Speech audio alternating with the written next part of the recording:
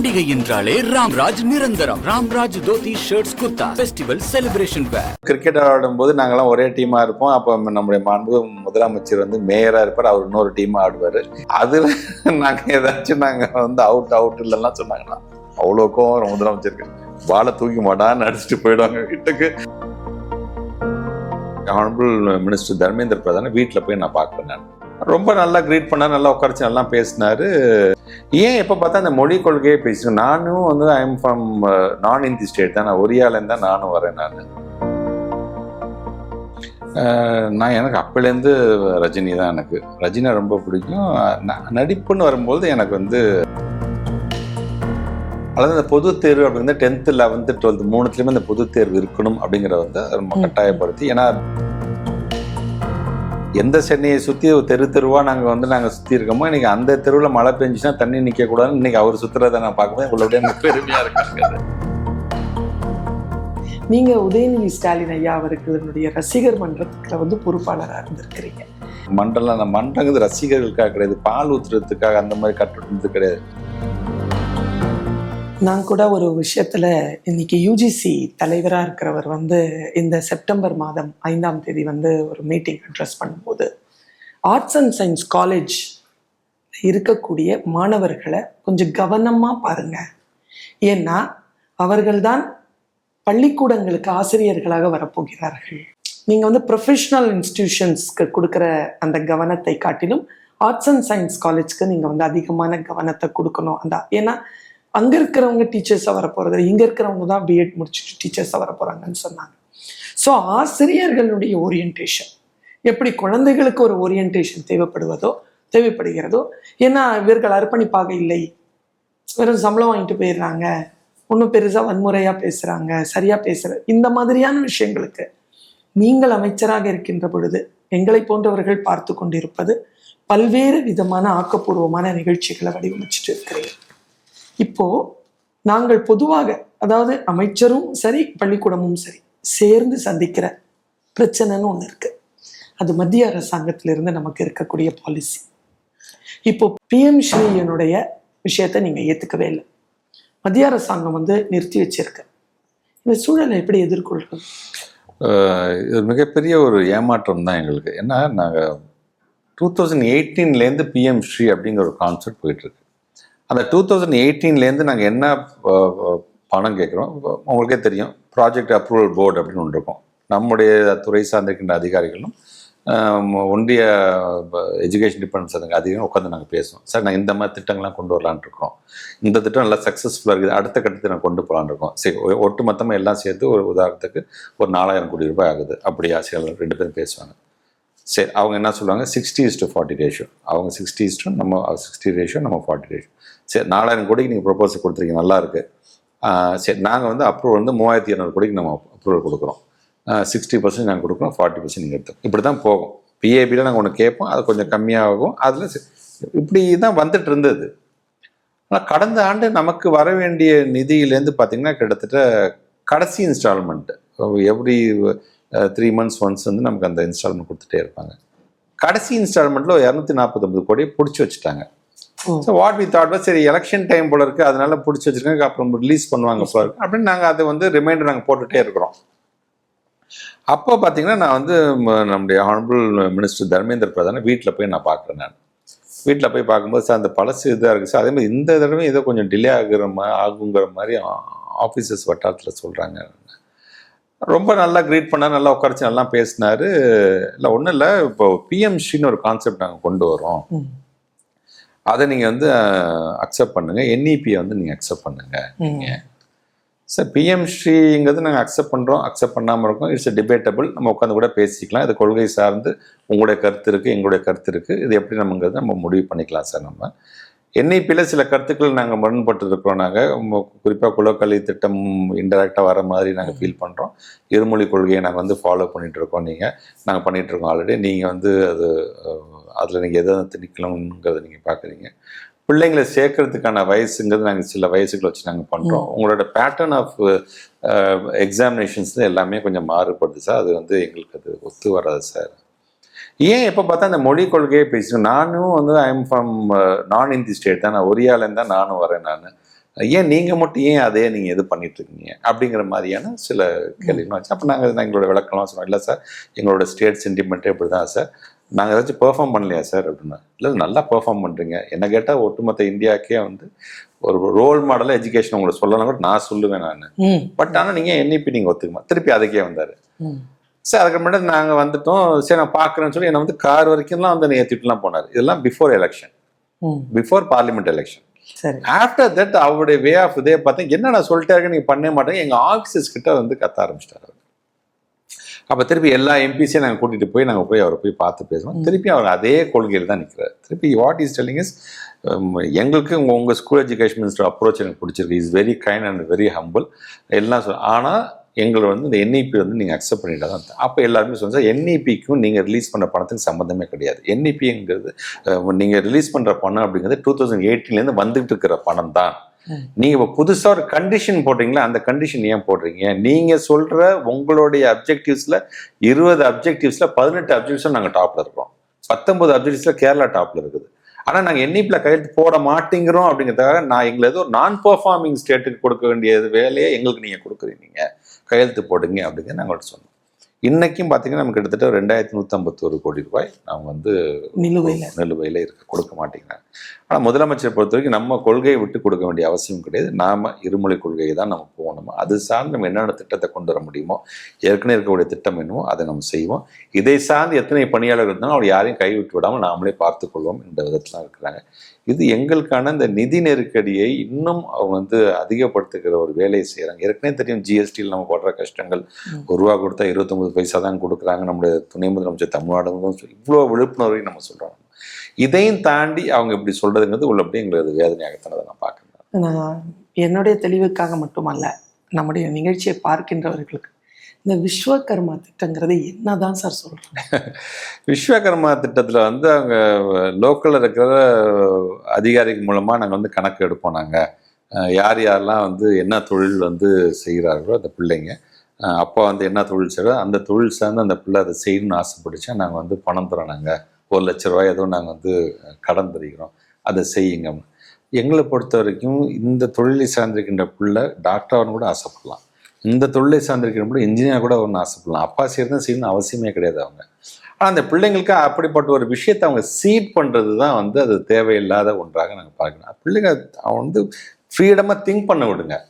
அந்த மாதிரி நான் ஆகணும்னு ஆசைப்படுங்க, அது வேணாப்பா இதுவே போதுப்பா அப்பா கூட நம்ம இருந்துக்கலாம்ப்பான்னு அவனை முடக்கி வைக்காதீங்க அப்படின்னு தான் சொல்லுவோம். அதனால தான் நம்ம முதலமைச்சர் சொல்லும்போது விஸ்வகர்மா திட்டத்தை நாங்கள் எந்த காரணத்தை கொண்டு நாங்கள் வந்து இங்கே நாங்கள் ஏற்றுக்கொள்ள மாட்டோம் அப்படின்னு சொல்லிட்டு, இப்போ கூட நீங்கள் பார்த்துருப்பீங்க இந்த கைவினை சார்ந்திருக்கிற கலைஞர்கள் வந்து நீ 1 லட்சம் தான் தரேன், அதை தாண்டி நான் தரேன்னு சொல்லிட்டு நம்ம I think more then 3 lakhs நம்ம வந்து இன்றைக்கி நம்ம வந்து லோன் கொடுக்குறோம் அவங்களுக்கு. நம்ம ஸோ இந்த குலக்கல்வி திட்டத்தில் ஏதாச்சும் விதத்தில் கொண்டு வந்துட முடியாதா அப்படிங்கிறதுக்காக ஒரு வேலையை தான் அவங்க செய்கிறாங்க. அதை நான் கண்டிப்பாக நம்ம ஏற்றுக்க முடியாது. இப்போ தேசிய கல்விக் கொள்கையை மாற்றாக மாநில கல்விக் கொள்கை உருவாக்கப்பட்டு விட்டது, எப்பொழுது நடைமுறைக்கும்? ஃபார்மர் நீதியரசர் முருகேசன் ஐயா தலைமையில் ஒரு 14 எக்ஸ்போர்ட்ஸ் போட்டோம்.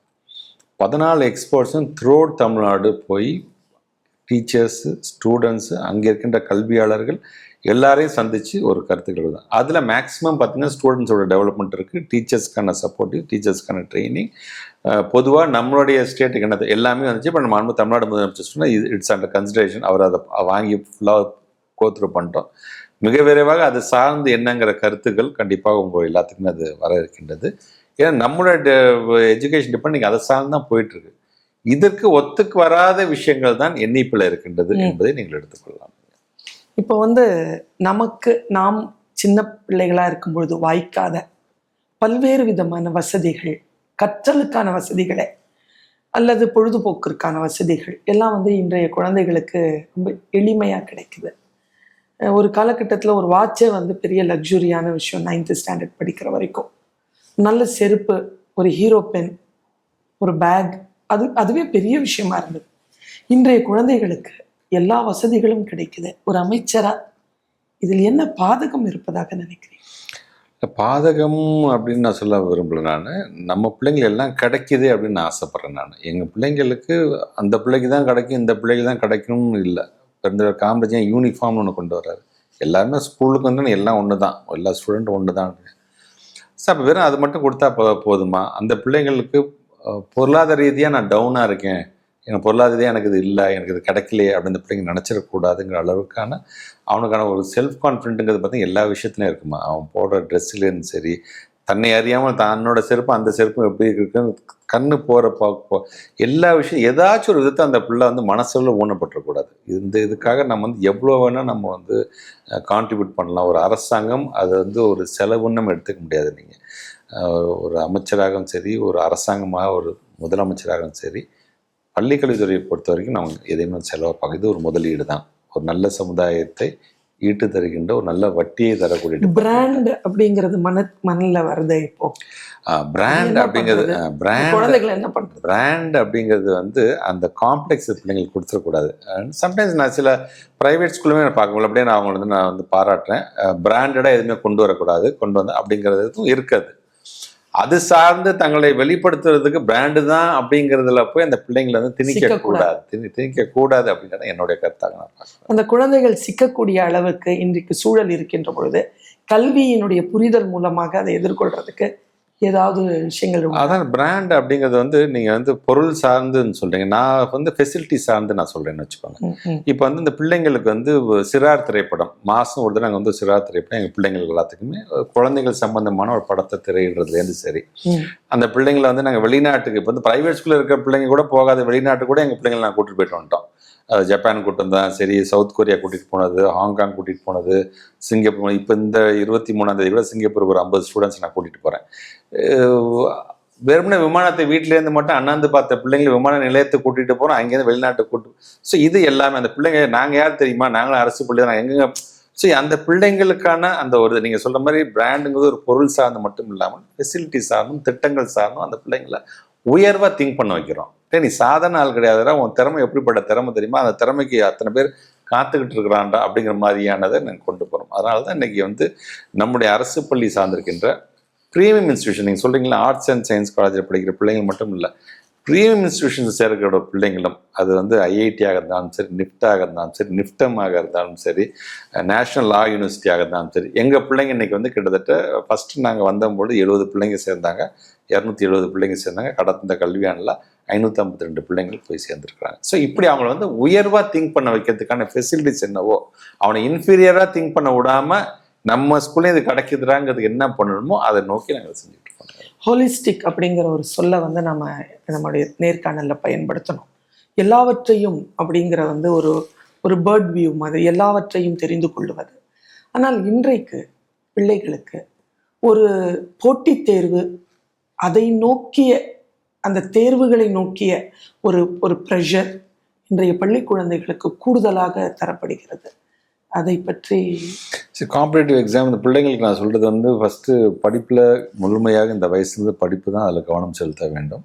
இந்த எக்ஸாம் நேரம் வரும்போது மட்டும் தூங்காமல் படிக்கிறது, சரியான நேரத்துக்கு சாப்பிடாமல் படிக்கிறது, இல்லை எது டைஜஸ்டே ஆகுது அந்த சாப்பாடை சாப்பிட்டுட்டு படிக்கிறது, கண்ணை விழிச்சு படிக்கிறது, இந்த மாதிரியெல்லாம் இல்லாமல் புரிதலோடு படிக்க வேண்டும், ஒரு அண்டர்ஸ்டாண்டிங்கோடு படிக்க வேண்டுங்கிறதுக்காகத்தான் நீங்கள் ஃபஸ்ட்டு கேட்டிங்க பார்த்தீங்கன்னா டீச்சர்ஸ்க்கு நாங்கள் ட்ரெயின் பண்ணி எப்படி நாம் பாடம் நடத்த வேண்டும், இன்றைக்கி இருக்கிற காலகட்டத்துக்கு தகுந்தாப்புல இந்த கான்செப்ட் எப்படி நம்ம சொல்லித்தர வேண்டும். மணற்கேணி ஆப் அப்படிங்கிற மூலமாக 3D டைமென்ஷனில் ஒரு கான்செப்ட் எப்படி சொல்லித்தரலாங்கிற முதற்கொண்டு நாங்கள் ஏன் அந்த பிள்ளைங்களுக்கு கொண்டு போகிறோம்னா ஈஸியாக இருக்கணும். அதை ஏதாச்சும் ஒரு டீச்சர் ஒரு கஷ்டமான ஒரு பாடத்தை வந்து ரொம்ப எளிதாக நடத்திட்டாங்க ஏதாச்சும் ஒரு ஸ்கூலில் அப்படின்னா தயவுசெய்து அந்த வீடியோ எடுத்து போடுங்க. இந்த இதில் மணற்கேணி ஆப்பில் இது அந்த பிள்ளைங்க மட்டும் பயன்படுத்தால் போது இட்ஸ் ஓப்பன் சோர்ஸ் ஆப் தான், உலகம் முழுவதும் யார் வேணால் அதை பயன்படுத்திக்கலாம். ஸோ அந்த பிள்ளைங்களும் புரிதலோடு அது இருக்க வேண்டும். அந்த பிள்ளைங்களுக்கான அந்த ப்ரெஷரை கொடுக்கறது யாருன்னு பார்த்தீங்கன்னா பாதி பெற்றவங்க தான். நீ இது ஆகணும், அவன் அண்ணன் எப்படி ஆகிட்டான் பார்த்தா எய்த்த விட்டு பையன் அப்படி நம்ம சொந்தக்காரவங்க எப்படி ஆகிட்டான் இந்த மாதிரி சொல்லாதீங்க. அந்த பிள்ளைங்களை பேஷனேட்டாக என்ன படிக்கணுமோ அதை படிக்கட்டும். அதே மீது காம்படிட்டிவ் எக்ஸாம் அப்படின்னு நீங்கள் சொல்லும்போது இன்றைக்கி தான் பல பிள்ளைங்களுக்கு ஜேஇனால என்னன்னு தெரியுது, பல பிள்ளைங்களுக்கு கிளாட்னால என்னன்னு தெரியுது, என்ன படித்து எந்த காலேஜ் சேரப்படுங்க இப்போ தான் தெரியுமா. அந்த அவேர்னஸே நாங்கள் இப்போ தான் கொடுக்குறோம். இப்படிலாம் அவேர்னஸ் இருக்குப்பா, உனக்கு எதுப்பா வேணும், ஒரு பிளேட்டில் வச்சுக்கிறோம், பிளாட்டர் மாதிரி கொடுக்குறோம். சார் என் ஸ்ட்ரென்த்துக்கு எனக்கு இதுதான் சார் வேணும், அப்போ அவனுக்கு நான் அதெல்லாம் ட்ரெயின் பண்ணுறேன். இந்த மாதிரி தான் அந்த பிள்ளைங்களை கொண்டு போயிட்டு இருக்குமே தவிர அந்த காம்படிட்டிவ் எக்ஸாமுக்கு அந்த பயம் அந்த பிள்ளைங்களுக்கு இருக்கக்கூடாது. இன்றைக்கும் காம்படிட்டிவ் எக்ஸாமுக்கு தங்களை ப்ரிப்பேர் பண்ணிட்டு இருக்கிற குரூப் எக்ஸாம் எழுதுகிற பிள்ளைங்களே பாருங்களேன், 6th standard to 12th standard வரைக்கும் நம்முடைய அரசு பள்ளியை சாதிக்கின்ற பாடம் சார்ந்து என்ன புக் இருக்கோ அந்த புக்கு தான் சார் எங்களை அதிகப்படியான கேள்விகள் கேட்குறாங்களா அளவுக்கு அந்த பிள்ளைங்க போகும்போது இது எல்லாமே எங்களோட டீச்சர்ஸ் ஸ்கூலில் சொல்லித்தரும்போது அதை முழுமையாக உள்வாங்கி கொள்ள வேண்டும் என்பதை நான் சொல்ல விரும்புகிறேன். நான் ஏன் இதை கேட்குறேன்னா, மேக்ஸிமம் 10th கிளியர் பண்ணுற பிள்ளைகள் +1 +2லேயே நுழைவுத் தேர்வுகளுக்கு தன்னை தயார் செய்து கொள்வதற்கான ஒரு ப்ரெஷருக்குள்ளே போகிறாங்க. பட் இப்படி இல்லை. ஒரு 20 வருஷத்துக்கு முன்னால் தமிழ்நாட்டில் பள்ளி அல்லது பள்ளிக்கூடத்தின் பாடங்கள் அல்லது அந்த ப்ரெஷர், இந்த ப்ரெஷர் வந்து இன்னும் ஒரு 5 வருஷம் 10 வருஷம் போனால் இந்த குழந்தைகள் எப்படி வந்து ஒரு ஹோலிஸ்டிக்கான ஒரு விஷயத்துக்குள்ள போவாங்க? அதாவது இப்போ 2 விஷயம். இப்போ நீங்கள் சொன்ன அந்த கான்செப்ட் வந்து நிறையா ப்ரைவேட் ஸ்கூல் 10th முடிஞ்சால் நேராக பார்த்தீங்கன்னா 12th பாடத்தை நடத்தலாம், 11th மிஸ் பண்ணிடுவாங்க. அதாவது இந்த பொது தேர்வு அப்படிங்கிறது 10th 11th 12th 3த்துலேயுமே இந்த பொது தேர்வு இருக்கணும் அப்படிங்கிறத வந்து ரொம்ப கட்டாயப்படுத்தி, ஏன்னா மிஸ் ஆகிடக்கூடாது எதுவுமே. 11th ஒரு பாடத்தை மிஸ் பண்ணால் நீங்கள் சொல்ல மாதிரி காம்படிட்டிவ் எக்ஸாம் அந்த பிள்ளை மாட்டிக்கும். ஸோ அது மாதிரி இல்லாமல் இருக்கணும் அப்படிங்கிறத ஆசைப்படுறோம். அப்பார்ட் ஃப்ரம் தட், எனக்கு ரொம்பவும் பிடிச்ச ஒரு சப்ஜெக்டாக பிடிச்ச ஒரு ஸ்டூடெண்ட்ஸ் கிளாஸ் பீப்புள் யாருன்னு பார்த்தீங்கன்னா ஒகேஷனல் குரூப். எனக்கு ரொம்ப பிடிக்கும் அந்த பசங்களை. நான் ஒவ்வொரு ஸ்கூலுக்கும் போது இங்கே ஒகேஷனல் இருக்குது, ஆமாம் சார், மெக்கானிக்கல் இருக்குது சார், நர்சிங் இருக்குது சார், இங்கே அக்ரி இருக்குது சார். ஸோ இது சார்ந்ததுலாம் சார் அவங்க இந்த பிள்ளைங்கள்லாம் போய் நான் பேசுவேன். நான் அந்த பிள்ளைங்களுக்கு இருக்கிற அந்த confident, the way how they speak out, the way how they respond இருக்குது பார்த்தீங்கன்னா, அது நார்மல் படிக்கிற ஒரு சயின்ஸ் படிக்கிற பிள்ளைங்க கொஞ்சம் கம்மியாக இருக்கும். அந்த அந்த வேற்றுமை நான் கண்கூடாக நான் பார்த்துருக்கேன். நான் நேரடியாக போய் அந்த பசங்கள்ட்ட பேசும்போது, சார் ஆமாம் சார் என்னென்ன இப்போ உங்களுக்கு பாடம் இருக்குது சார், மெக்கானிக்கல் இது வருது சார், அடுத்தது வந்து எம்ப்ளாய்மெண்ட் இது சார்ந்து எங்களுக்கு வருது சார், எப்படி ஒரு இன்டர்வியூ நாங்கள் வந்து ஃபேஸ் பண்ணோம், அந்த பசங்க பேசுகிற விதம். இன்றைக்கி ஒரு கிளாஸ் எடுக்கிறாங்கன்னா அடுத்த நிமிஷம் ப்ராக்டிக்கலாக அங்கே போய் இருக்கிற ஒரு மெக்கானிக்கல் இதில் வந்து அவன் வந்து ஒர்க் பண்ணுறான். அங்கே நம்ம வந்து காலேஜ்லேருந்து இன்டர்ன்ஷிப் பற்றி கேள்விப்படுறோம். இந்த பசங்க 10 நாள் வந்து இண்டஸ்ட்ரி விசிட் போகிறாங்க இப்போவே. அவங்க சரி நான் படிக்கிறேன், நான் இங்கே தான் அப்ளை பண்ணுறேன், இங்கே அப்ளை பண்ணால் என்ன ப்ராடக்ட், எனக்கு அவுட்புட் ப்ராடக்ட் என்ன வருது, அப்போ இது சார்ந்து நான் எப்படி அந்த பசங்களுக்கு தெரியுது ப்ராக்டிக்கலாக. ஆனால் இந்த மற்ற சப்ஜெக்ட் படிக்கிற பசங்க வந்து எல்லா சப்ஜெக்டையும் படிக்கிறாங்க. ஃபிசிக்ஸ் படிக்கிறாங்க, கெமிஸ்ட்ரி படிக்கிறாங்க, பயாலஜி படிக்கிறாங்க, கம்ப்யூட்டர்ஸ் எல்லாம் படிக்கிறாங்க. ஆனால் அவங்க என்ன அப்ளை பண்ண போகிறாங்க, என்ன படிக்கணும், சம்மந்தமான ஐடி கம்பெனியில் போய் ஜாயின் பண்ணுறாங்க. ஸோ இந்த மாதிரியான ஒரு இதுவும் இருந்திருக்கு. ஸோ அந்த பிள்ளைங்க வந்து அந்த ப்ரெஷர் இல்லாமல், அந்த பியர் ப்ரெஷர் வந்து நெய்பர் ப்ரெஷர் இல்லாமல் அந்த பிள்ளைங்க படிக்கணும்.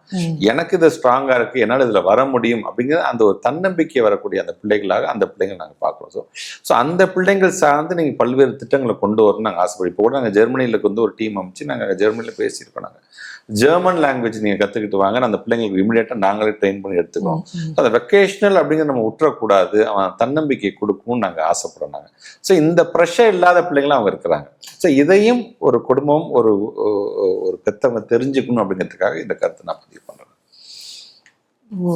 நீங்களும் இப்போ துணை முதலமைச்சராக இருக்கின்ற உதயநிதி ஸ்டாலின் ஐயா அவர்களும் ரொம்ப இணைஞ்சி பயணம் பண்ணிட்டு இருக்கிறீங்க. சின்ன வயசுல நீங்க 2 பேரும் சேர்த்து எவ்வளவு குறும்பு பண்ணியிருக்கீங்க? குறும்பு என்ன, சினிமா போகிறது வர்றது விளையாடுறது அவ்வளோதான். பெரிய குறும்புன்னா நிறைய சுற்றுவோம். அப்போ டிவிஎஸ் சாம்பு எடுத்துக்கிட்டு எந்த சென்னையை சுற்றி தெருவாக நாங்கள் சுற்றி இருக்கோமோ, இன்றைக்கி அந்த தெருவில் மழை பெஞ்சிச்சுன்னா தண்ணி நிற்கக்கூடாதுன்னு இன்றைக்கி அவர் சுற்றுறதை நான் பார்க்கும்போது இவ்வளோ எனக்கு பெருமையாக இருக்காங்க. ஒரு மெச்சூர்டு வே ஆஃப் ஒரு பொலிட்டிஷியன். ரொம்ப எதையுமே வந்து டிஸ்டர்ப் ஆகிடக்கூடாது. இல்லை எந்த விமர்சனம் வந்தாலும் குறிப்பாக நிறைய விமர்சனம் தான் உட்காந்து பார்த்துட்டு இருப்பேன். நான் சொன்னேன், விமர்சனமே பார்த்துட்டு இருக்காதிங்க, டீமாலைஸ் ஆகிடும். அப்போ நம்ம மனுஷங்க இயல்புங்கிறது ஒரு நம்மளை யாராச்சும் ஒருத்தன் பாராட்ட மாட்டானா, பாராட்டி பேச மாட்டானா, அந்த ஊக்கத்தோட அடுத்த வேலை செய்ய மாட்டோங்கிறது தான் ஒரு இயல்பாகவே இருக்கும். அப்போ அவர் சொல்கிறது வந்து அதெல்லாம் உள்ளபடியே எனக்கு பெருமையாக இருந்துச்சு. உள்ளபடியே எனக்கு வந்து அவர் சினிமா விமர்சனத்துலேருந்தே நான் பார்த்துருக்கேன். நான் அவர் வந்து அவ்வளோ விமர்சனம் பண்ணுறதுலேருந்து பொலிட்டிஷியனாக வந்து விமர்சனம் பண்ணுறீங்க, அவன் சொல்கிற கருத்து சரியாக எனக்கு, ஏன் நம்ம திருத்திக்கிட்டா தான் என்ன அப்படிங்கிற அளவுக்கான ஒரு மெச்சூரிட்டியாக அவருக்கு இந்த வயசில் எனக்கு பார்க்கும் பொழுது உள்ளபடியே எனக்கு அது பெருமையாகத்தான் இருக்குது. விளையாடும் போது, கிரிக்கெட் விளையாடும் போது நாங்கள்லாம் ஒரே டீமாக இருப்போம். அப்போ நம்முடைய மாண்பு முதலமைச்சர் வந்து மேயராக இருப்பார், அவர் இன்னொரு டீமாக ஆடுவார். வீட்டுக்கு வெளியில் தான் நாங்கள் ஆடுவோம். நாங்கள் அதில் நாங்கள் ஏதாச்சும் நாங்கள் வந்து அவுட் இல்லைன்னா சொன்னாங்கன்னா அவ்வளோ கோவம் முதலமைச்சருக்கு. பாலை தூக்கி மாட்டான்னு அடிச்சுட்டு போயிடுவாங்க வீட்டுக்கு, ஏமாத்துறீங்களாடா. ஸோ அந்த மாதிரியான குறும்புகள் நிறையா இருக்கும். அது அந்த மாதிரி எல்லாத்துக்கும் அந்த யங்ஸ்டர்ஸாக இருக்கும்போது என்னமோ அந்த நண்பன் உதயநிதி, மாண்புமை துணை முதலமைச்சர் உதயநிதி ஸ்டாலின் 2 பேருக்கையும் நீங்கள் எப்படி பார்க்குறீங்க? நண்பன் வரும்போது எல்லா விஷயத்தையும் நேரங்காலம் பார்க்காம என்னால் பேச முடியும். அது அஃபிஷியலாக வருது அப்படின்னா அதை அந்த டயத்துக்கு நான் பயன்படுத்திக்க மாட்டேன். நான் அது என்றைக்குமே அது நல்லதுன்னு நினைக்கக்கூடிய அஃபிஷியலாக ஒரு ப்ரோட்டோக்கால் படி ஒரு துணை முதலமைச்சர் சந்தித்து நம்மளோட இஷ்யூ எப்படி ரெப்ரசென்ட் பண்ணமோ அப்படி தான் நாங்கள் வந்து ரெப்ரசென்ட் பண்ணுறோம். அவருக்கு அது பிடிக்குது பிடிக்காமல் இருக்கலாம், இதுலன்னா இது முன்னாடியே சொல்லியிருக்கலாம்னு கூட நினைக்கலாம். பட் ஆனால் அது அதுக்கான நேரம் அது கிடையாது. அது நண்பர்களுக்கான நேரம். நண்பர்கள் நேரத்தில் இந்த ஃப்ரெண்ட்ஸ் சார்ந்து ஒரு சினிமா என்ன படம் ரிலீஸ் ஆகிருக்கு சார்ந்து நாங்கள் பேசுறதாக இருந்தாலும் சரி, ஏதாச்சும் ஒரு காமெடியை பற்றி இந்த மாதிரியான ஒரு நட்பு இன்னைய வரைக்கும் அது இருந்துக்கிட்டு தான் இருக்குது. நேரம் கிடைக்கும்போது அவர் கூட போய் ஷட்டில் விளாடுறது, அந்த கேம் விளாடுறது, வர முடியலைன்னா அந்த குரூப்பில் பட்டோட அவங்க புரிஞ்சுக்கிறது தன்மை, இது எல்லாமே இன்னைக்கு வந்து ஒரு மெச்சூர்டாக பார்க்கணும். அப்பார்ட் ஃப்ரம் தட் துணை முதலமைச்சராக மற்ற அமைச்சர்களுக்கெல்லாம் எப்படி அவர் ஒரு ரிப்போர்ட்டிங் ஆஃபீஸர் எங்களுக்கான ரிப்போர்ட்டிங் ஆஃபீஸர் இருக்கிறாரோ அந்த மாதிரி எங்களோட டிபார்ட்மெண்ட் சார்ந்து அவரிடம் நான் ரிப்போர்ட் பண்ணுறது வழக்கம். குறிப்பாக அவர் நிறைய மாவட்டங்களுக்கு போகும்பொழுது எஜுகேஷன் சார்ந்து நிறைய கொஸ்டின்ஸை கேட்குறாரு. பள்ளிக்கல்வித்துறை, ஹையர் எஜுகேஷன் சார்ந்து. அதில் ஏதாச்சும் மாவட்டம் சரியாக பண்ணலன்னா என்கிட்ட சொல்லிடுவாப்புல, ரொம்ப மோசமாக இருக்குது இந்த இதில், இதில் ரொம்ப நீங்கள் கவனிக்க வேண்டியது இருக்குது இல்லை அப்படின்னு சொல்லும் பொழுது அது சார்ந்து நாங்கள் தனியாக ரிவ்யூ மீட்டிங் வச்சுப்போம். ஸோ நம்ம நண்பர் தானே பார்க்குறதுலாம் கிடையாது. எந்த அமைச்சர் சைடு டிபார்ட்மெண்ட்டில் அந்த ரிவ்யூ மீட்டிங் வீக்காக இருக்கும் இமீடியட்டாக அவங்கள்ட்ட கூப்பிட்டு சொல்லக்கூடியவராக இன்றைக்கி அவரை நாங்கள் பார்க்குறோம். ஒரு அமைச்சர், ஒரு டீச்சர், 2 பேரும் வந்து பள்ளி தொடர்பு குழந்தைகள் தொடர்பாக இருக்கும். இப்போ எப்போவுமே ஒரு டீச்சர் வந்து சாதாரணமாக என்டர்டெயின்மெண்ட் ரொம்ப பண்ணுறவங்கள வந்து அவ்வளோ ஒன்றும் என்கரேஜ் பண்ண மாட்டாங்க. தான் வந்து சினிமாவுக்கு போகிறது கூட தன்னுடைய ஸ்டூடெண்ட்ஸ் கிட்ட சொல்ல மாட்டாங்க. ஆனால் நான் இந்த பேட்டியில் பார்க்குறேன், ஒரு 5 தடவையாவது நீங்கள் வந்து நான் வந்து ரஜினிகாந்தனுடைய ரசிகர், நான் நிறைய சினிமா பார்ப்பேன் அப்படி. நான் இப்போ தெரிஞ்சுக்கிட்டது உங்ககிட்ட உங்களோட பேட்டி எடுக்கணும்னு சொல்லும்போது தெரிஞ்சுக்கிட்ட விஷயம், நீங்கள் உதயநிதி ஸ்டாலின் ஐயா அவர்களுடைய ரசிகர் மன்றத்துக்குள்ள வந்து பொறுப்பாளராக இருந்திருக்கிறீங்க. சினிமா நான் அவ்வளோ பிடிக்குமா? அவ்வளோ பிடிக்கல. இப்போ நீங்கள் கேட்கும்போது இந்த 3 வருஷத்தில் இப்போ யார் நடிகர் வர்றா, யார் போகிறா, அதுமாதிரி கிரிக்கெட் ரொம்ப பிடிக்கும். கிரிக்கெட்டில் இப்போ யார் பிளேயர்ஸ்ன்னு தெரியாமல் போயிடுச்சு எங்களுக்கு. இப்படி ஒரு படம் வந்துச்சு, அப்படி ஆயிடுச்சு இப்போ எங்களுக்கு. அவராக கூப்பிட்டு என்னைக்காச்சும் இப்படி வந்திருக்கு பார்த்தியா அப்படிங்கும்போது தான் தெரியுமே தவிர பிடிக்குமா அப்படிங்கும்போது அந்த காலகட்டத்தில் அதான் நமக்கு என்டர்டெயின்மெண்ட் இருந்துச்சு. நமக்கு மேக்ஸிமம் டிவியில் ஒரே ஒரு சேனல் தான் இருந்துச்சு. நமக்கு மேக்ஸிமம் வெளியில் போய் கிரிக்கெட் ஆடுவோம். என்னைக்காச்சும் படம் வந்துச்சுன்னா அப்போ சினிமா வந்திருக்குப்பா நீங்கள் ஏதோ படம் அப்படி இருந்தது அந்த காலகட்டங்கள் தான். அது எல்லாமே அதில் ஒரு ப்ரொஃபஷன் வந்து வெரி ஃபஸ்ட் டைம் ஒரு நண்பர் வந்து ட்ரை பண்ண போகிறாரு அப்படிங்கும்பொழுது அவருக்கு நம்ம வந்து உந்து சக்தியாக இருக்கணும் அப்படின்னு நாங்கள் ஆசைப்பட்டது தான். அப்போயே அவர் சொன்னார், எதுக்கு இதில் இந்த மன்றங்கிறது ரசிகர்களுக்காக கிடையாது, பால் ஊற்றுறதுக்காக அந்த மாதிரி கட்டுறது கிடையாது, இந்த பேரை பயன்படுத்தி யாருக்காச்சும் ஏதாச்சும் ஹெல்ப் பண்ண முடியும் இல்லையா, அப்படி பண்ணலாமே அப்படிங்கும்போது அதுக்கான ஒரு தேடலாகத்தான் அன்னைக்கு நாங்கள் அதை பார்த்தோம். அது மேபி நீங்கள் சொன்ன மாதிரி இந்த பொது வாழ்க்கையில் கட்டு அது கூட எங்களுக்கு ஒரு உந்துதலாக இருந்தது. ஏன்னா அன்னைக்கு நாங்கள் அவ்வளோ செஞ்சோம். நாங்கள் ஸ்டூடெண்ட்ஸ் இருந்தபடி, ஆனால் வெளியிலே தெரியாதது அந்த எங்கள் லெவலுக்கு என்ன பண்ண முடியுமோ அதை நாங்கள் செஞ்சுட்டு இருந்தோம். நாங்கள் இப்பயும் ரொம்ப நல்ல ஒரு படம் வந்துச்சு அப்படின்னு அவர் ரெஃபர் பண்ணாப்லன்னா அது மலையாள படமாக இருந்தாலும் சரி, தமிழ் படமாக எந்த படம் சொன்னால் இது பாரு ரொம்ப நல்லா இருக்குது அப்படின்னா அதை கண்டிப்பாக அதை நான் பார்ப்பேன். சமீபத்தில் பார்த்த படம் அமரன் பார்த்தேன் நான். ரொம்ப படமாக இருந்துச்சு. இப்போ வந்து நடிக்கிறவங்க இல்லைன்னா நீங்கள் கல்லூரி படிக்கிற காலத்தில் நடிக்கிறவங்க எந்த ஹீரோ ரொம்ப பிடிக்கும்? எனக்கு அப்போலேருந்து ரஜினி தான். எனக்கு ரஜினி ரொம்ப பிடிக்கும். நடிப்புன்னு வரும்போது எனக்கு வந்து ராதிகா அவங்களை பிடிக்கும். எனக்கு ரொம்ப மேபி அந்த சாவித்திரியோட சாயல் இருந்துச்சு அல்ல அது மாதிரியான்னு தெரியல. நிறைய பழைய படம் பார்ப்போம். நடிகர் திலம் சிவாஜி அவங்களுடைய படம் பார்ப்போம், எம்ஜிஆர் அவர்களுடைய படம் பார்ப்போம். நாங்கள் ஒரு மாதிரி இப்போ ஒரு மிக்ஸ்டான ஆளுங்க தான் நாங்கள் எல்லாமே. மேபி அந்த டயத்தில் நம்ம அப்படிதான் இருந்திருக்கோம்னு நினைக்கிறேன். 96 பாஸ் அவுட் ஆனவங்களாம் அப்படிதான் இருந்திருக்கோம். எல்லாத்தையுமே நம்ம இப்போ இருக்கிற 2000 கிட்ஸ்க்கு தான் அதெல்லாம் தெரியல. அவங்களாம் யாருமே தெரியலையே தவிர ஆல்மோஸ்ட் எல்லாத்தையும் நம்ம பார்த்துருக்கோம். நாங்கள் இப்போ சிவகார்த்திகேயன் நல்லா பண்ணுறாப்புல. ரொம்ப கஷ்டப்பட்டு ஒரு தந்தை இழந்த பையன் கஷ்டப்பட்டு இன்னைக்கு இந்த பொசிஷனுக்கு வந்து அவர் வந்திருக்காங்க. சாதாரண விஷயம் கிடையாது. சிவகார்த்திகேயன் நல்லா பிடிக்கும். எனக்கு இன்னொரு ஆசை என்னன்னா, எப்படியாச்சும் நம்ம லைஃப்ல முத்தமிழ் கலைஞர்களுக்கு அந்த அந்த கடிதங்கள் எல்லாத்தையும் ஒரு தடவை படிச்சுனேன். ஒவ்வொரு காலகட்டத்தில் அவர் எப்படி அவர் வந்து என்ன சிந்திச்சிருப்பாரு, என்ன மாதிரியான அறிவுரை அவர் சொல்லியிருப்பாரு அப்படிங்கிறத எனக்கு படிச்சிருக்கணும்னு எனக்கு ஒரு ஆசை. பெண்ணியின் அடிமையானால் சின்ன புக்கு தான் அது, ஆனா அதுல வந்து அவ்வளவு ராவா இருக்கும். அதுல தந்தை பெரியார் பேசிக்கலாம்.